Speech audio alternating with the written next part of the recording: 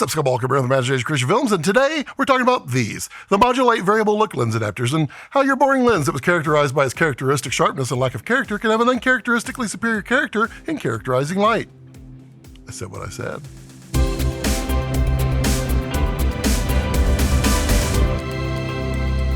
So before we get started, a little housekeeping. Modulate did send these tuners over to me for review, but no money has changed hands and they have no say whatsoever in the review. So you can rest assured that you'll get the same old, fair, lovable, honest review as always. So, dag-nabbit! Dag-nabbit!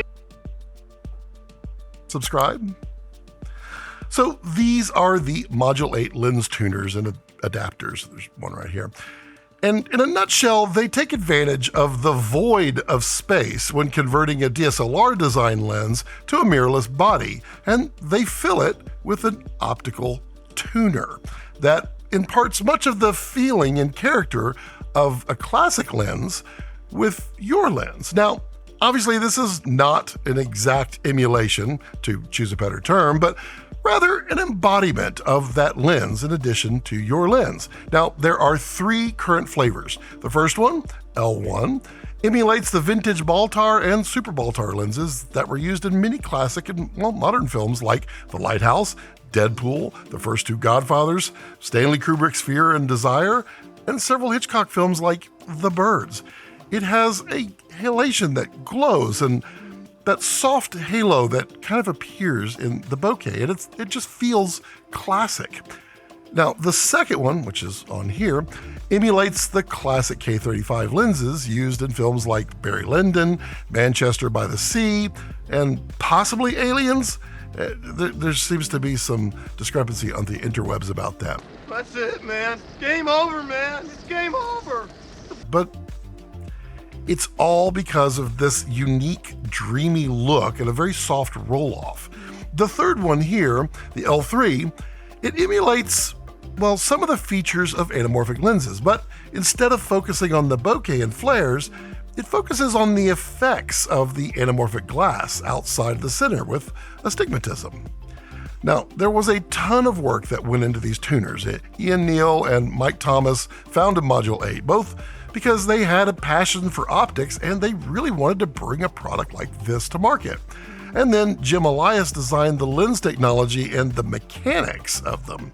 And the team created three very different and unique character builders for lenses. Now, these tuners can adapt from Sony E-mount to EF or PL, and Canon RF to EF or PL. These are the Canon RF to EF. Now, they do pass through electronic information such as f-stop and autofocus, so you can use all the fun stuff on your EF glass. The PL adapter tuner doesn't contain any electronics, but because of that does allow the PL to adapt to, well, almost any mirrorless camera by swapping the backs of them. So the PL can adapt to E, RF, L, and X mounts. Now, these tuners are designed for full-frame sensors, and, well, the effect can diminish a little bit with Super 35. Now, I did all my testing on Super 35. I did play a little bit with full-frame, but I shoot a lot on Super 35, so I test it that way, so you know what my thoughts are based upon what I can do. But don't worry about the diminishing in their effect. That's where these have an extra ability. These three tuners have a strength adjustment from 0 to 10, with 0 applying no or almost no effect, and 10 being, oh yeah. So you just grab whatever lens you want to mount and mount it up and enjoy. Now, I found that through my testing, you'll want to treat and audition these tuners like auditioning lenses for your project.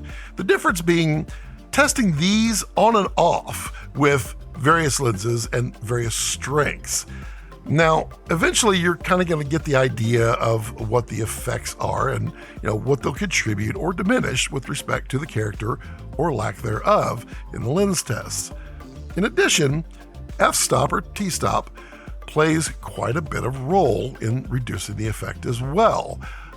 It can reduce it down to almost 0 as you get up to T8 or so. So keep that in mind. For instance, a Sigma lens with its surgically sterile and tack-sharp appearance it's going to change quite a bit with each of these tuners and in different ways. Now, change the sigma to a Helios, and you're going to get something completely different. So, for instance, if you're shooting a project and plan to use a few focal lengths and, decided that you like the look of, L1, it'll be beneficial to sit down and quickly map out the tuner's settings, so the strength, on each of the focal lengths of the lenses that you've chosen, as well as the T-stops. This will allow quick lens changes while maintaining the same look, just by referencing what you've already discovered. Now, you may need to adjust the strength of the tune on the different focal lengths or T-stops. They don't vary that much, but sometimes it's good to be consistent. And, honestly, other times, it's awesome to just give it hell. Now, I can't really describe properly what these tuners do because, let's face it, people see different things and describe them in different words. So if I use one word, you'll be like, that's not what I see, and that's what my brain knows. So I thought it would be best to show you what they can do and what they can't do. But there's a catch. Unlike testing lenses, these aren't a direct emulation. These have a variable character. So I actually needed to find out what they were doing to the image and what the strength settings change. So I started with charts and then went to practical, where I introduced more lenses and more environment. Now, here's all that testing with some voiceover.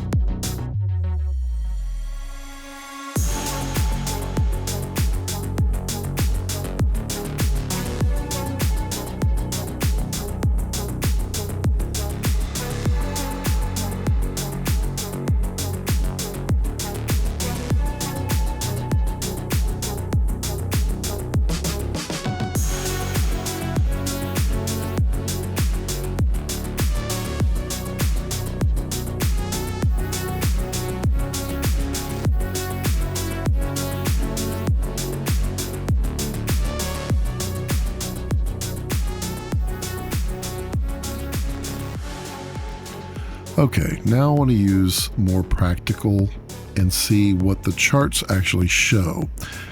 Now this is L1 here, and we're just going to go through a series at T2, T4, and T5, 6. And I was increasing the strength a little bit. Now, if you notice, it doesn't have a whole lot of change, and this will become evident here very quickly here. So now we're on an IREX 30 millimeter, and we're on L1, and I'm opening that up all the way to T1.5, and then going down to, that's 2 right there. So between 1.5 and 2, you can see a huge change. Now, here what I'm discovering is that L1 has the most blatant effect, is maybe the word I want to use. We're at T1.5, And we're at 0. Now we're going to 10. Now you see how much of an effect that goes out. But we're not close focused. We're actually further back down. Now we're at 0 and a T2. And go to 10. And you can see going from 10 to 0, it changes dramatically. But still less than at 1.5.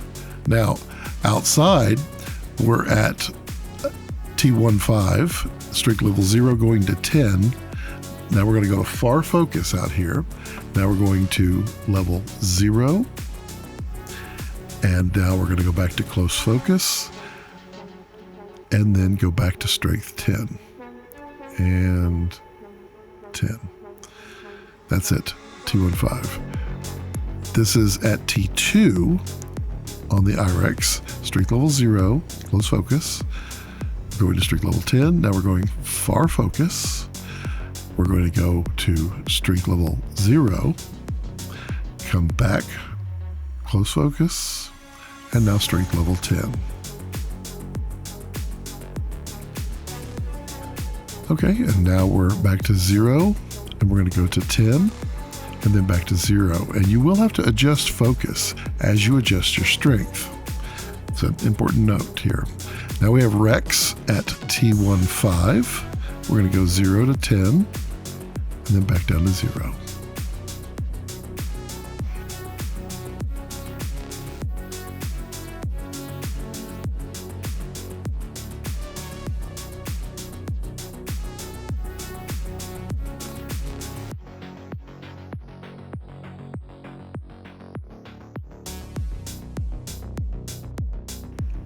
So now we're on the IREX 30 on L2 at T15.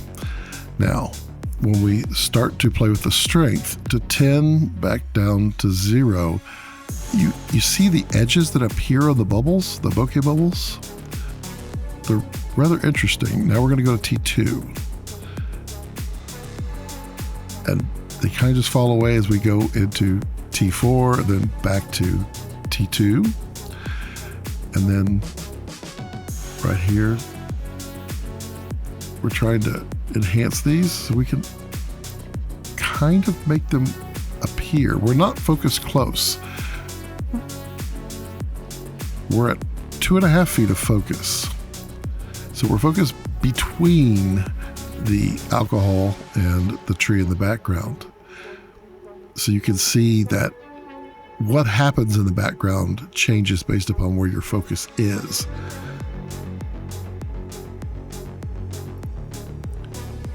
Now we're going to focus back on the tree itself. And we're going to change the strength. We're at 0.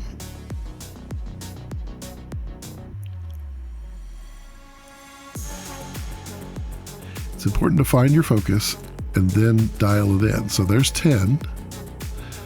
And there's 0, and then back to 10. It's ever so slightly adjusting your focus, but it's definitely changing the bokeh in the background, even though the background is in focus.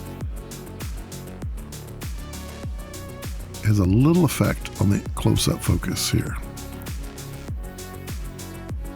That's 0, and perfectly focused on the Christmas tree lights. And that's 10. So you can see we've increased our orb size here. Almost into pretty Easter eggs on the tree. Now we're back to those ringed orbs as we adjust our focus towards close focus. Personally, I like those rings. I think they're kind of cool. I'm not sure when and where I would use them, but it's unique.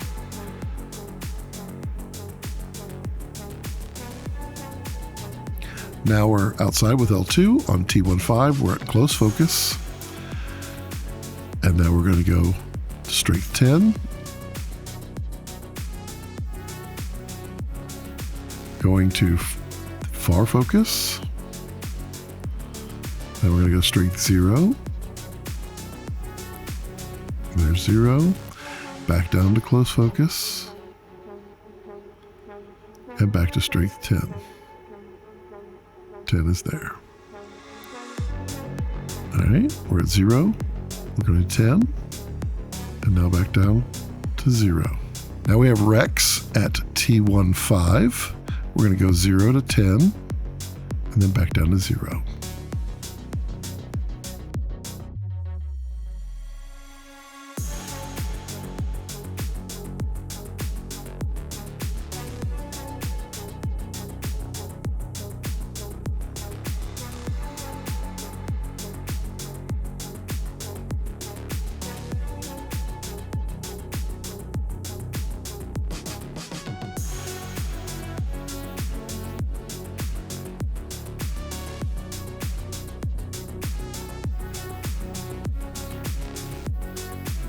We're on the IRIX 30mm at T15 on the L3 adapter. We're at close focus. We're at 0% on it, and now we're going to 5, and then now we're at 10. Back down to 0. Now we're at 10. We're going to close down the iris. We're at T2, now 2.8. We're going to 0 now on the setting, and then from 10 to 0, very little change. Let's go back. Let's go focus to the far. We're opening up, T15. We're halfway between, so about 5 feet.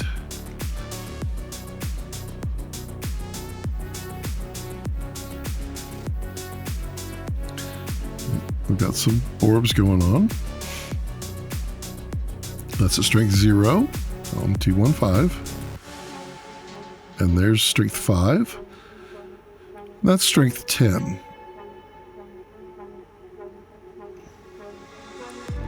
Now if we change to T2, it drastically reduces the effect. Now we're at 2.8. Now we're going to go from strength 10 down to 0 and back to 10. Very little change there. There is a sweet spot. So T2 is your fair amount. And we're at 10 on T2 and back down to 0. Now we're going to focus on the Christmas lights themselves. We're at T15. We're at strength 0, and we open that up to that's 10. Back down to 0.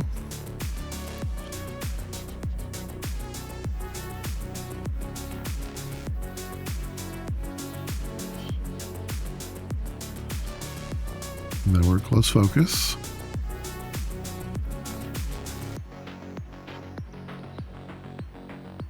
We're at strength 0, and now to 10, and then back to 0, back to 10, back to 0, 10, 0. The edges are kind of playing with us here a little bit, so we can find a better example of some edges to get in there. Right there. So you kind of see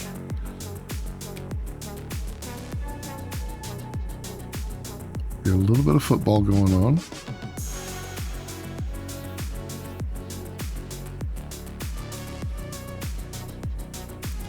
But they disappear at T2.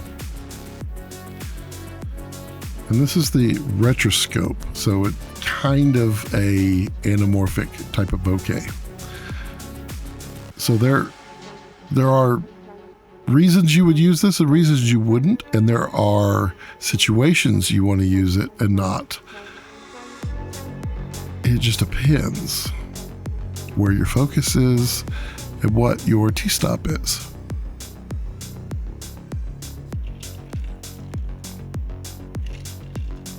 And I think the term tuners is probably the most accurate way to say this, because you're not actually emulating or doing an exact change. You're introducing, you're tuning your image with some of the characteristics. Okay, we're at T15 on L3, strength 0. We're going to strength 10.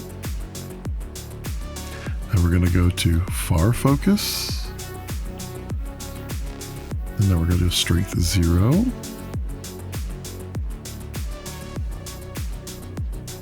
And we're 0. And now we're going to go back to close focus.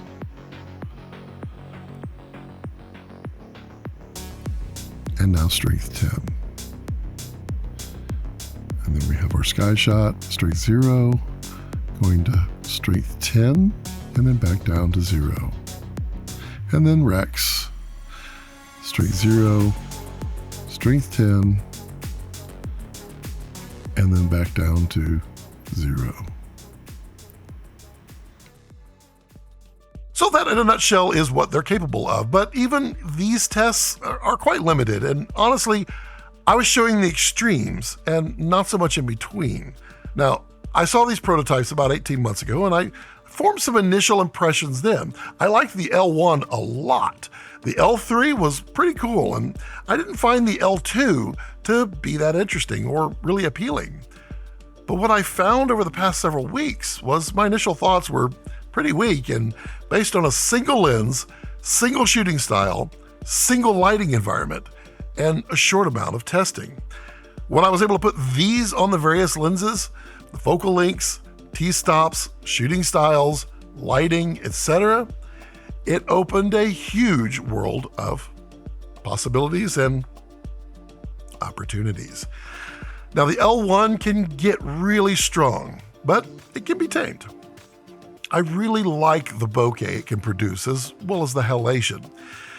The L2 was previously my least favorite, and now I've discovered that it can actually be quite subtle and pleasing, but also can add some really bokeh and really pretty bokeh and funkiness.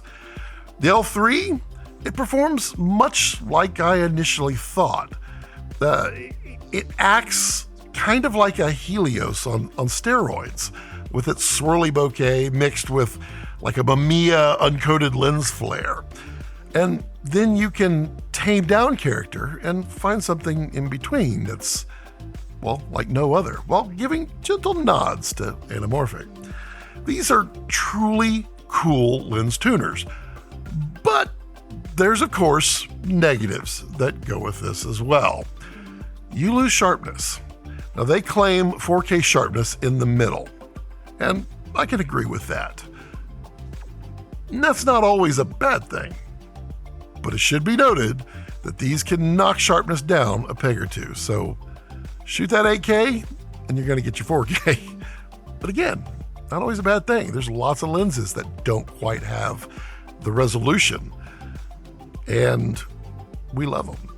Now, one of the characteristics that these tuners change is chromatic aberration. Well, you can create a ton of it if you're not careful, or, by design. I actually had a lot of fun with them, and I have a couple of shoots planned that, well, I'm really excited about, because these will give my shots a previously unavailable character to me that honestly they need. So what are the pros and cons? Pros.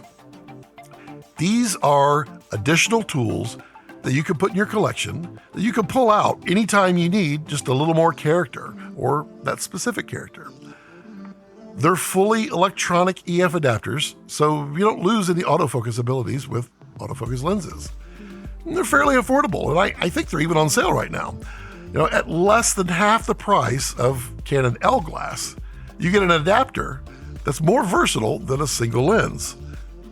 Buy two, same price as L glass, but these two will turn a single L glass into now 3 lenses. But then with the strength, many, many, many others. So what are the cons? Well, there is a slight crop when using these. It's ever so slight, but it's there. It's about 3% is what I noticed. The tune on them, it's also not linear. So going from 0 to 10 and you say, well, I want half of that. Putting it on 5 doesn't necessarily give you half of that. And at higher t-stops and with longer focal lengths, that all changes as well. So you really need to see where you like what you like and make note of that on each lens and each look. Now, it's limited to EF and PL glass at this time. That's another negative. It can't do, well, there's a PL to PL now that's an expander, so it does a telephoto conversion, but you can't take a PL and put it in a PL without a serious amount of glass in there. Somebody actually makes one, and it's wild, but I don't think it's that necessary. So EF on the front, E and RF on the back, and then you can do PL to X, L, E, and RF. So what do you think about all these? Let me know in the comment section down below what you think. Really love to know your thoughts and what you saw, what you like, the words you choose to describe what you saw versus what I saw. And remember to like and subscribe to the channel by purchasing through any of the affiliate links down below. And you can really stand out and become a channel member as well.